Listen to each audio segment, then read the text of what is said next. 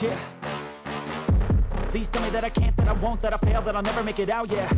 Please tell me all the bad, never good, fill my head full of every single doubt, yeah. Please say any negative thoughts, I pop off when I hear people say I cannot. I get off to the thought of proving everyone wrong, I won't stop to the top, so you better back off and get lost. I'ma stay loud, stay proud, never running out, never heading south. I'll be spreading out, call it word of mouth, can't put me down, I'll be getting loud. You can have your doubts, not what I'm about, have your fucking cloud. It be raining now, I keep making sound, go another round, bitch I'm legend bound, can't stop me now. You don't wanna fuck with me, a slow burn like a disease.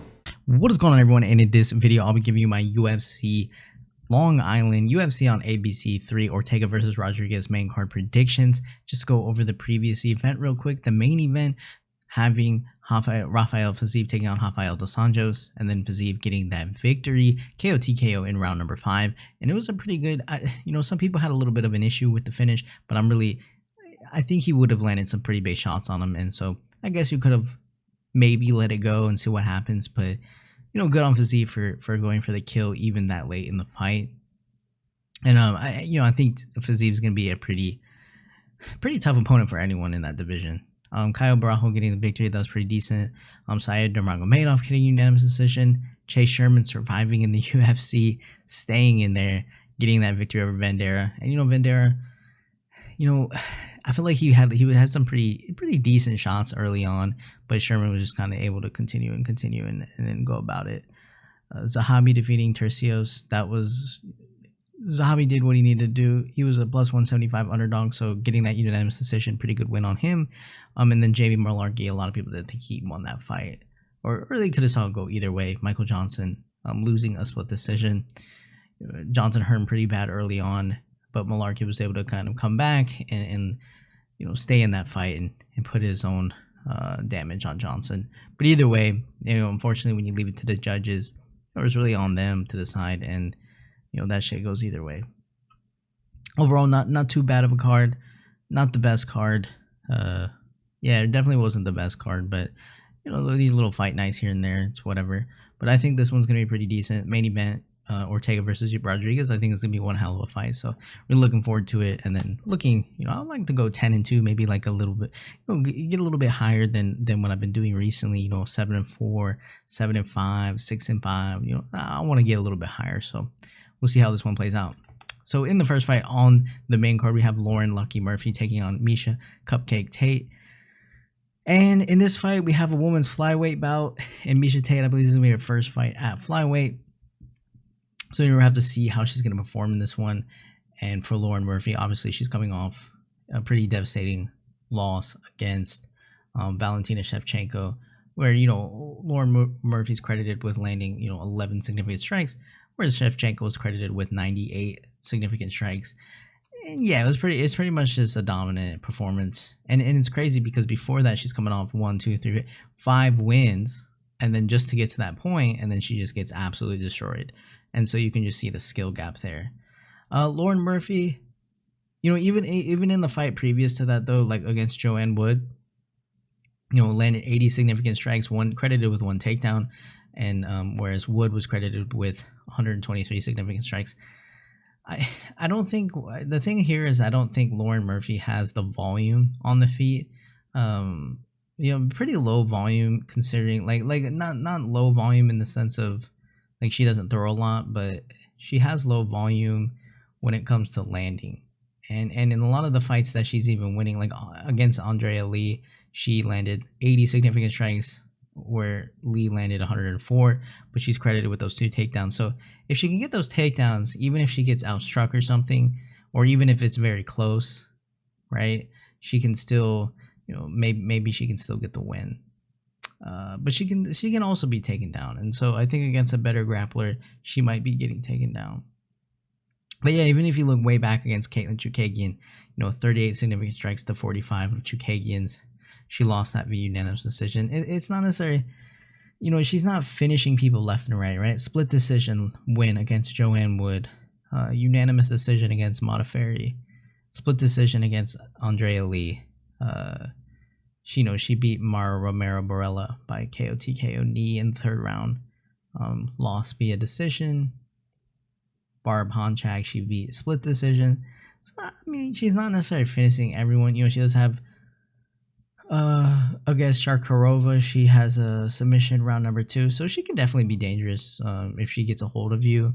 But the thing is here, I think Miesha Tate is just going to have a little bit more of the grappling advantage. Now, I guess this all depends on how she does with the weight cut. Maybe she's too sucked. Maybe she's, you know, she doesn't have the maybe she just loses all her power or something like that, or maybe she loses just how she looks. Maybe she has a bad weight cut.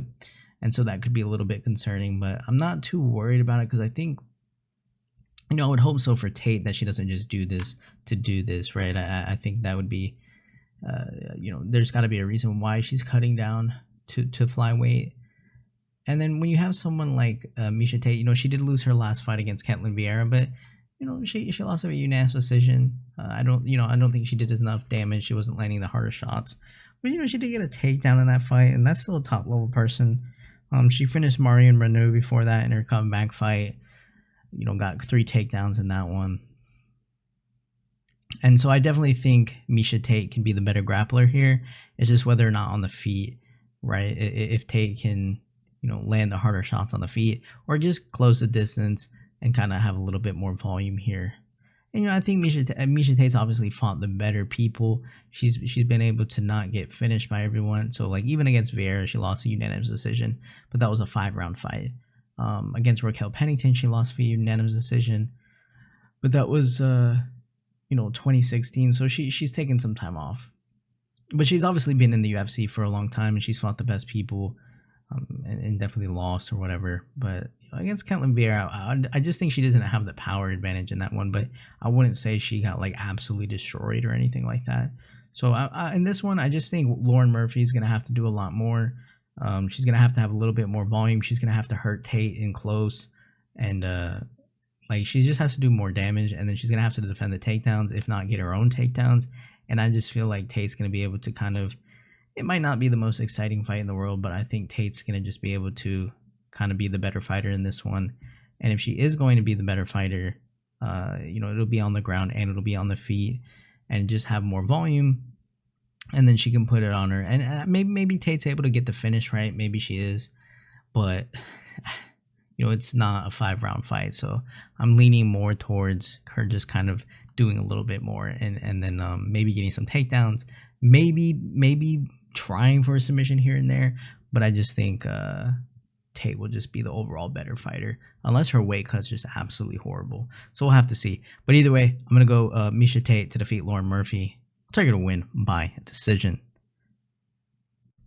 In the second fight on the main card, we have Shane Hurricane Burgos taking on Charles Air Jourdain. 14-3 for Shane Burgos, 13-4-1 for Charles Jourdain.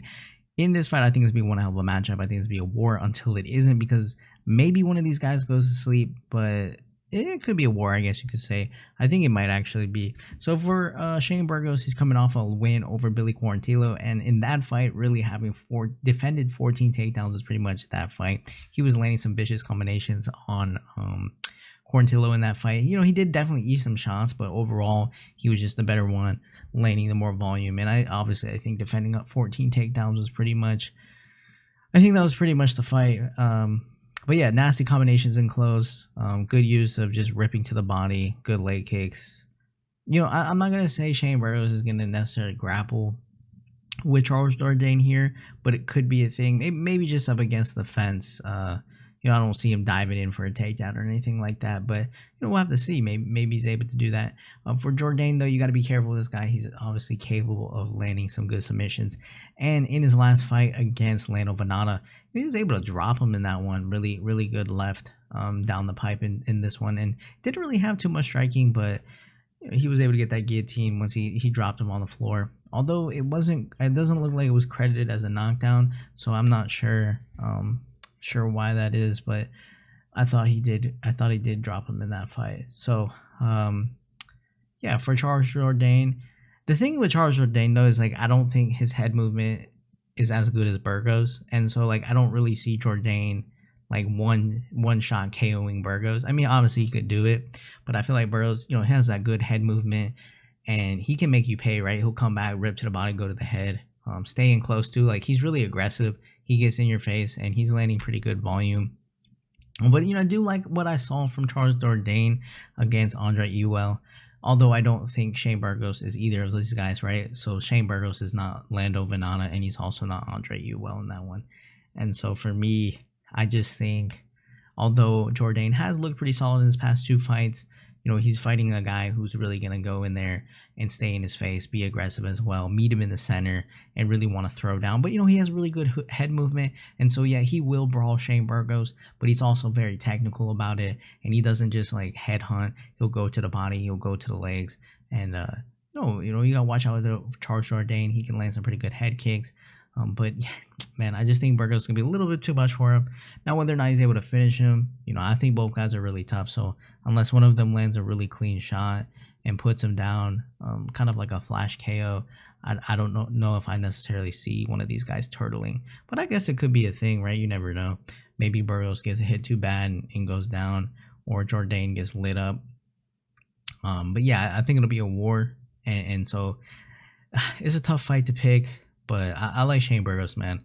I don't want to count him out yet. And, coming off that Edson Barbosa loss and then to fight Billy Quarantillo pretty much about, what is it, like 7 months later? So in the same year, I mean, that's pretty tough to do, right? And then have a pretty solid performance against that guy who's definitely on the come up.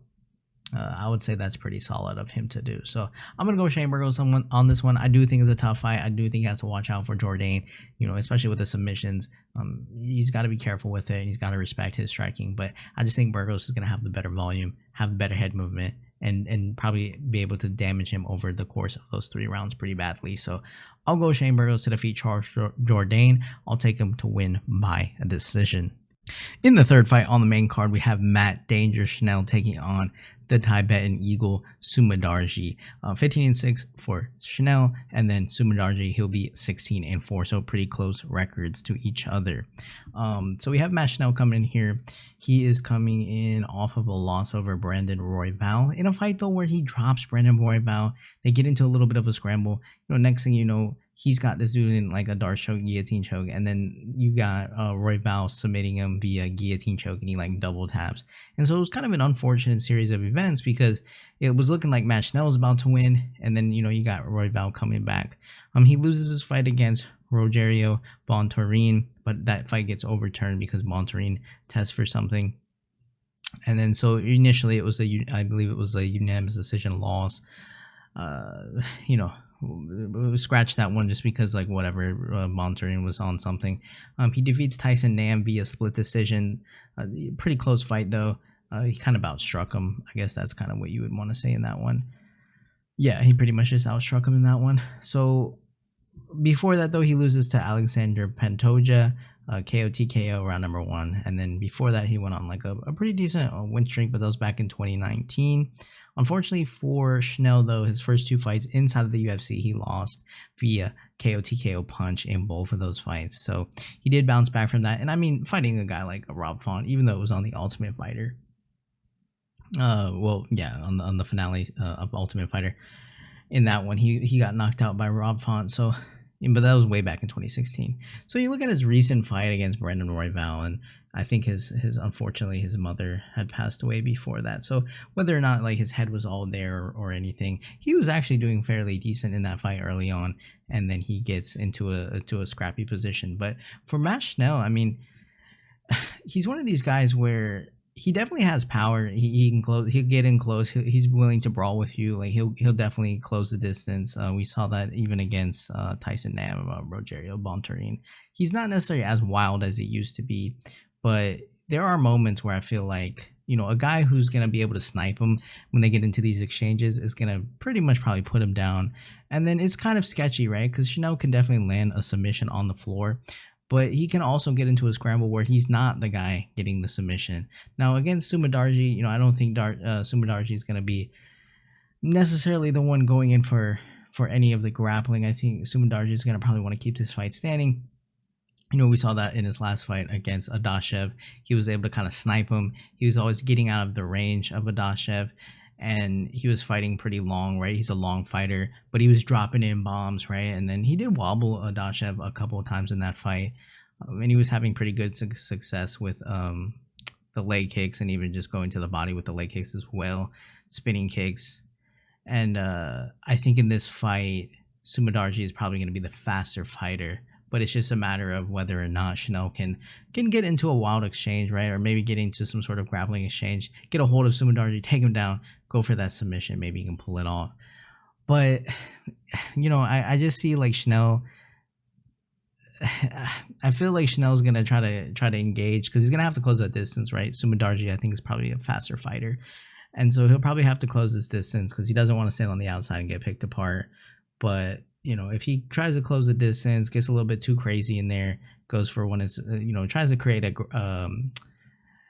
create some sort of grappling exchange, I feel like he might get caught, right? If he gets in too crazy, and then Sumudaerji just lights him up. And even if Sumudaerji is not able to like finish him or anything, I can see Sumudaerji kind of keeping him on the outside, just picking him apart really, and taking advantage of Schnell, getting a little bit overly aggressive, maybe getting a little bit frustrated, and then Sumudaerji is able to just keep piecing him up for a pretty unanimous decision.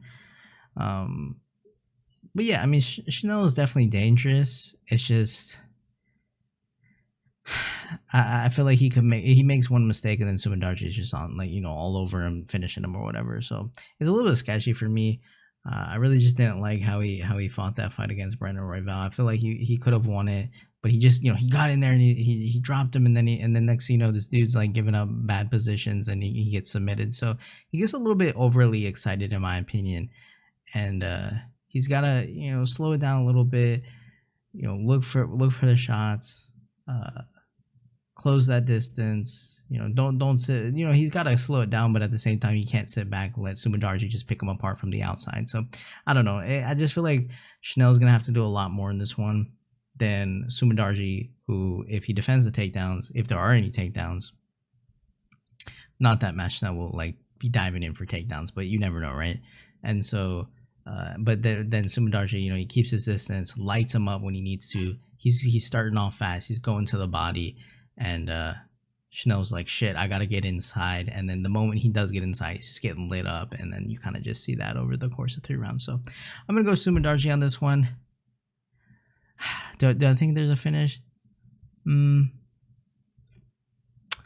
I'll go for a finish then. I'll go Sumudaerji to defeat Matt Schnell. I'll take the win by KO TKO.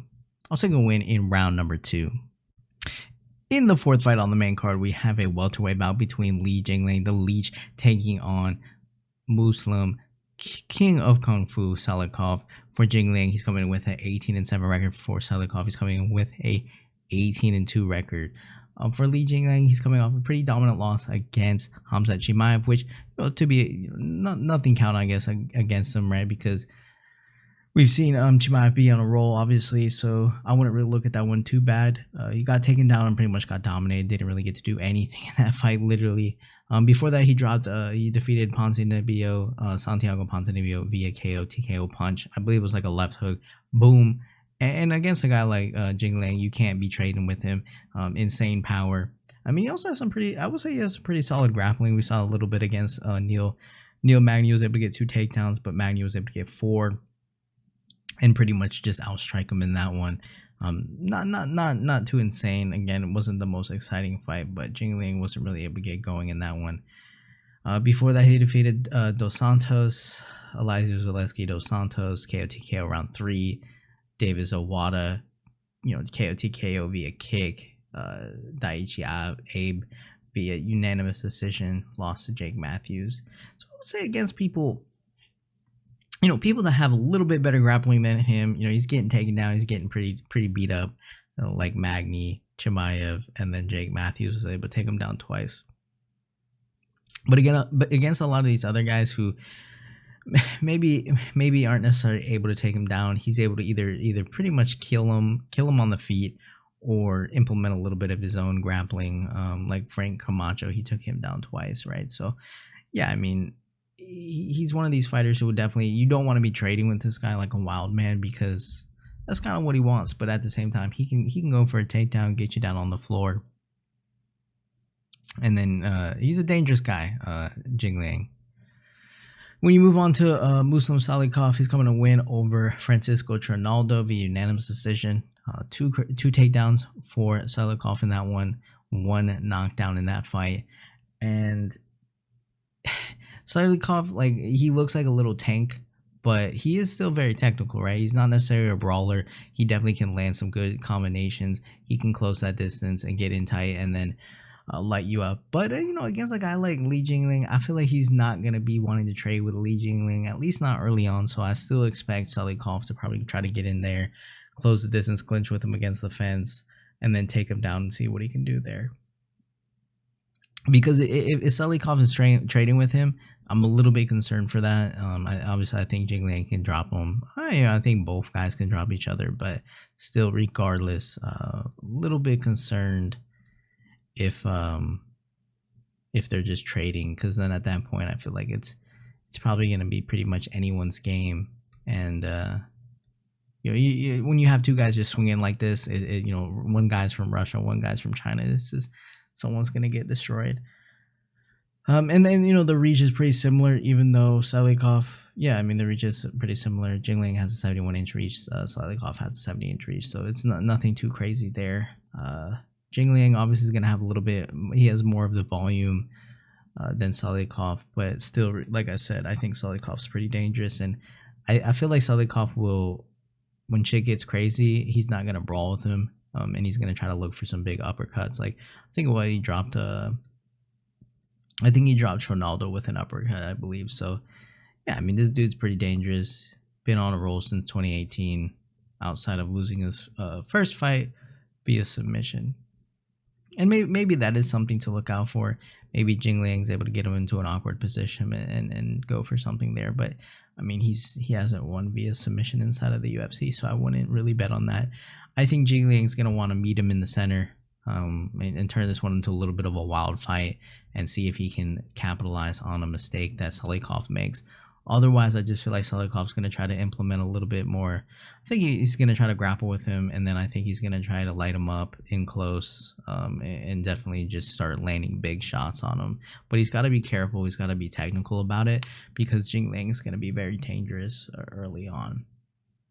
But at the same time, if he's able to take Jingliang down and then beat him up on the floor, that's not going to be good for Jingliang. So I like Muslim Salikhov on this one. I think, as long as he doesn't get clipped, I just feel like he'll probably take him down, beat him up on the floor, and then in close, he'll probably just fight a little bit better than Jingliang. He won't be like loading up on big shots and just swinging. He's going to try to set something up, close that distance, maybe go for an uppercut, clinch with him, beat him up. So Jingliang's pretty game because it's Jingliang, but I like Muslim Salikhov in this one, coming off of 5 wins.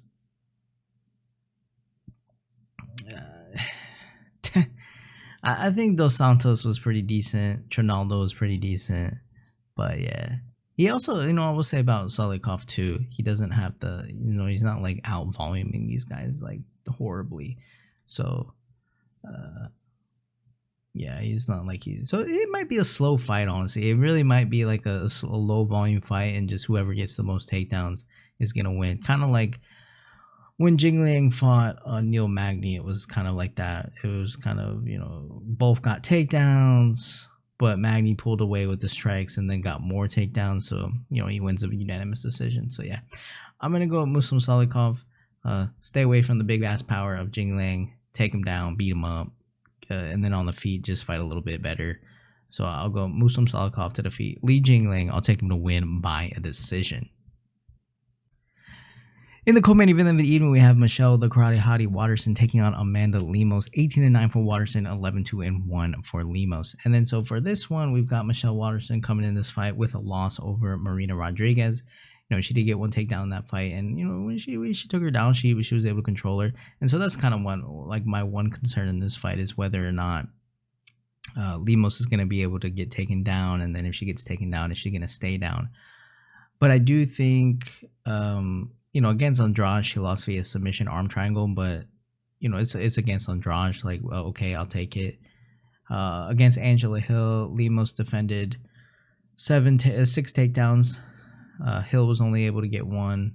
So she has pretty solid takedown defense. Now, granted, whether or not against Waterson she's able to defend the takedowns, we have to see that one, right?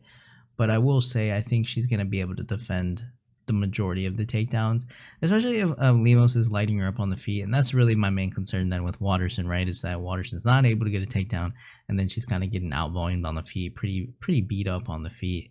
Because, you know, Waterson's game is like, yeah, she fights a karate stance and she has a lot of good kicks, but if she's just getting outworked on the feet, it's not really going to matter. And then that's going to create a little bit low volume for her. And then her opponent, you know, if Lemos is pretty much, you know, not just kicking her from a distance and closing the distance and landing some big shots inside, going to the body and the legs and all that, then she's going to have just more volume, I think. So, I mean, when you look at Michelle Waterson, she lost to Marina Rodríguez, unanimous decision. She beat Angela Hill via split decision, probably because that takedown. She lost to Carla Esparza, split decision. Lost to Joanna Jędrzejczyk, unanimous decision. Just got outstruck in that fight, 180 to 58 significant strikes. Karolina Kowalkiewicz, she won that fight, unanimous decision. But that was 2019. Pete Felice Herrig, 2018. Courtney Casey, 2018. I mean, granted, she's been in there against like pretty much everyone in the division at the top, but you know, in her past 4 fights, she only has 1 win, and it's via split decision. So, I don't know. I think the game plan here to beat Michelle Waterson is just kind of out-volume her on the feet. You know, don't give her the space to kick the shit out of you, and then defend a couple takedowns, and you're going to be able to win that fight.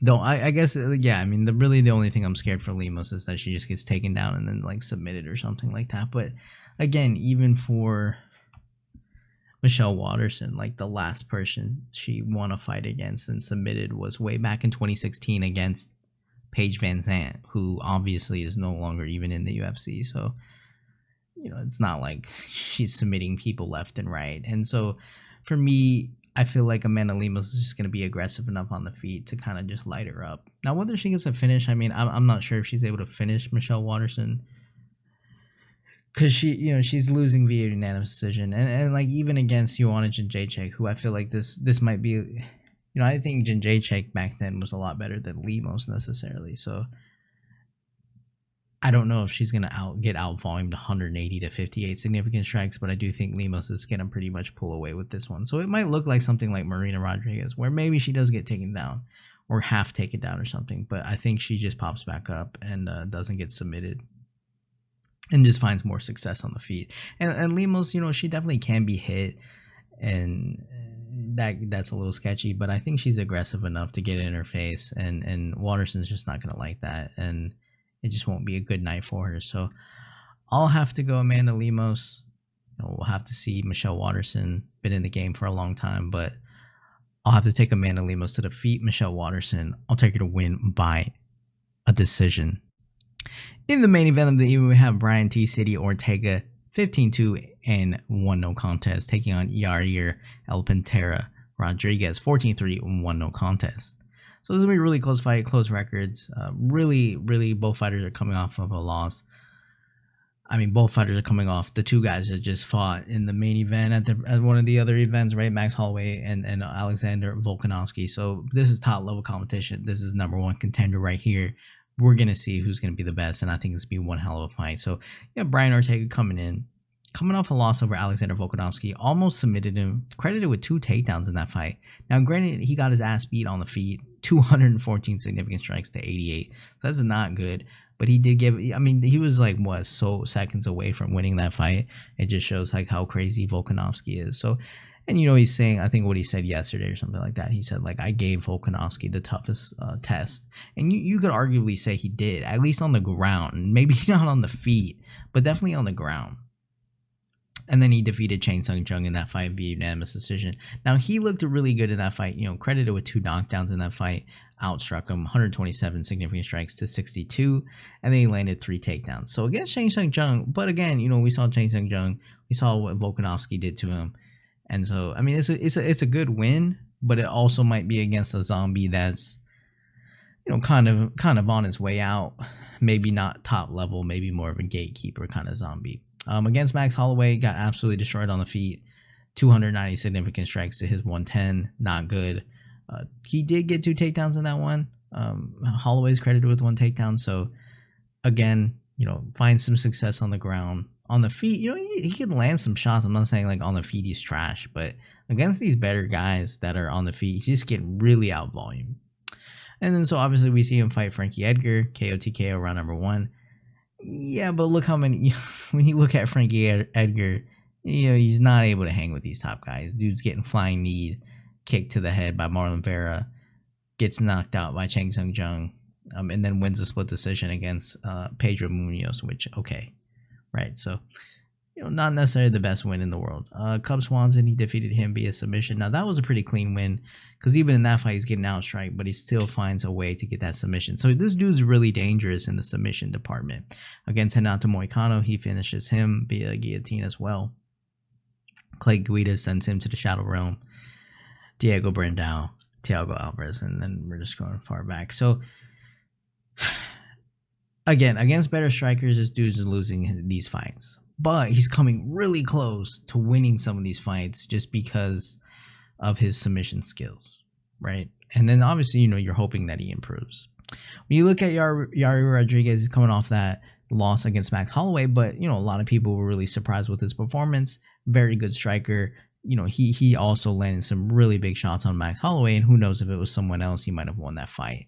The only thing here is like, again, Holloway, 230 strikes to Yair Rodríguez, 159, 3 takedowns for Holloway, and then Rodríguez even got credited for a takedown in that fight. So, but then again, you look at what Volkanovski just did to Holloway, and you're just like, Jesus Christ, like, this dude would probably run through Rodríguez, right? And maybe Rodríguez would give him some trouble early on because of the whole kicking thing, but I still feel like Volkanovski would find a way to like crush him, basically. So and you look at what he did to Holloway recently, so it's just, I don't know, you don't like to do MMA math, but you look at this stuff and you're just thinking like, what the hell is Yair Rodríguez gonna do to Volkanovski that he hasn't already seen already, right? So before that, he defeated Jeremy Stevens. Now, granted, this is where the layoff comes in. So he defeated Jeremy Stevens via unanimous decision, struck him, got taken down 3 times, but it just did enough on the feet to pretty much still get that unanimous decision. Against Chang Sung Jung, he elbowed him literally the last second of the 5th round, so that was crazy. Yeah, I mean, maybe he had to do that to win that fight, but either way, it just shows like this guy can always win a fight. He's always in the fight, and I think and then before that, lost to Frankie Edgar, and that was kind of where he got exposed a little bit because Frankie Edgar was able to dominate him on the floor, and so that's my one concern here is, Holloway gets 3 takedowns against Yair Rodríguez, right? So Holloway's not taking people down all the time, right? And then so like I'm not saying Ortega's taking people down, but when you look at it, he took down Holloway twice. He took down Chang Sung Jung 3 times. He took down Alexander Volkanovski twice and almost submitted him. Literally almost submitted him. And when you look at Alexander Volkanovski, like outside of when he fought Chad Mendes, again though, which was back in 2018, Darren Elkins took him down once. It's not like he's getting taken down, right? Usually Alexander Volkanovski is the guy taking people down. So yeah, I feel like Ryan Ortega is going to be able to take down Yair Rodríguez, and I feel like that's when he's definitely gonna dominate the fight. And it's not like he's gonna take him down and just hold him on the floor. I mean, if Rodríguez gets into the grappling exchange that Volkanovski was in, like I think Ortega's gonna be able to tap him out. I don't know if Ortega's gonna win a striking battle though. That's the only concern. Like I'm really not sure if Ortega's gonna be able to outstrike Rodríguez. But at the same time, he did outstrike Chang Sung Jung, but I'm not saying Rodríguez is anywhere near Chang Sung Jung. So I think Rodríguez he's definitely gonna have success with the kicks. He's gonna have success with the speed. But I think he might struggle as soon as Ortega gets his hands on him. And then that's the whole thing, right? It's whether or not Rodríguez can keep him off for 5 rounds, beat him up for 5 rounds, kick the shit out of him for 5 rounds, and then just not get taken down. Because the moment you give, the moment Rodríguez is on the floor and Ortega's on top of him, it's just going to be a world of problems. Because if anyone's going to submit anyone, it's going to be Ortega submitting Rodríguez.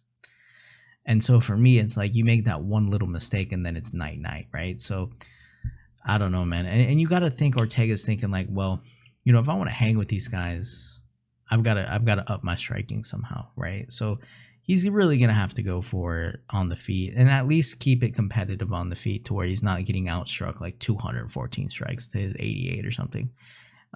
Not that I think Rodríguez is gonna be able to do that, but Rodríguez is still gonna go to the body. He's gonna fight him like Holloway, and that's gonna be pretty dangerous. And it's going to be a war, and that's going to create that war. But I'm interested in seeing what Brian Ortega has learned and what he's been doing since he lost to Volkanovski, because like I said, man, this dude was on the brink of winning that fight, and then he unfortunately doesn't get that submission, and that's got to be crushing, man, because I think most people would have tapped to that. And so Ortega, he knows Ortega's got to know that if he loses this fight, it's going to be it's not going to be the best thing ever.